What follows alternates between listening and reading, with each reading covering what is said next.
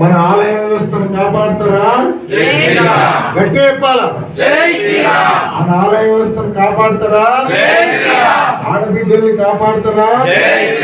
ధర్మాన్ని రక్షిస్తారా? ఆలయాన్ని రక్షిస్తారా? పరధర్మాన్ని స్వీకరిస్తారా? ఉత్పుగలు వేసుకుని కందూరాలు చేసుకుని సవార్లు పడుకుని ఎదురు బంద్ చేయండి. అర్థమవుతుందా?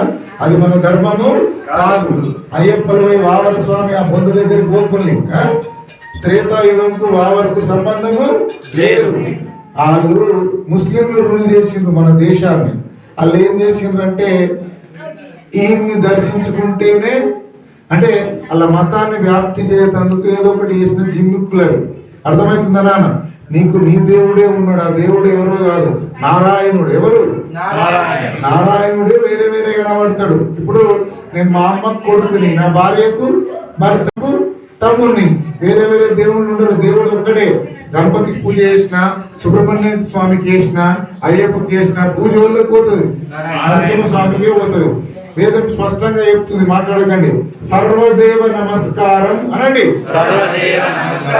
కేశవం ప్రతిగచ్చతి అంటే నదులని ఎందులో కలుస్తాయి? సముద్రంలో కలుస్తాయి. పూజలన్నీ ఎవరికి పోతాయి? నారాయణకు. కొన్ని జీవులు మూర్ఖులకు తెలక ఇక్కడ అయ్యప్ప దీక్ష తీసుకొని నారాయణ పూజ చేస్తున్నారు అనుకుంటారు. ఈర్ష్యా బుద్ధిని ఇప్పటికన్నా పోగొట్టుకోవాలా స్వాములు గాని జనాలు గాని. ఇతరులపైన ఈర్ష్య పడితే ఏం జరుగుతుందంటే నీకు రోగం వస్తుంది, నీ శరీరమే ఖరాబ్ అవుతుంది. భగవంతుని సేవ చేసేటోళ్ళని ఎప్పుడు కూడా దూషించద్దు, నిందించద్దు. దానివల్ల ఏమైతుందంటే అది రామకార్యం. ఎవరి కార్యం? రామకార్యాన్ని కట్టేస్తే పుట్టగతులు కూడా ఉండేవి. కాబట్టి మన ధర్మాన్ని రక్షించుకుంటాం, మన ఆడబిడ్డల్ని రక్షించుకుంటాం, మన ఆలయ వ్యవస్థను రక్షించుకుంటామని రాఘవ వినిర్ముక్త శరాహ రాముడు సంధించిన బాణం లెక్క పనిచేస్తామని రామనామ సంకీర్తనతో గట్టిగా తెలియజేయాల.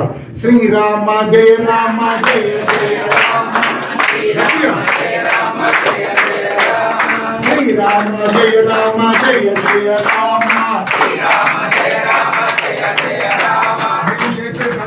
ఎలా ఉండాలంటే మన ధర్మం జోలికి వచ్చేటువంటి యొక్క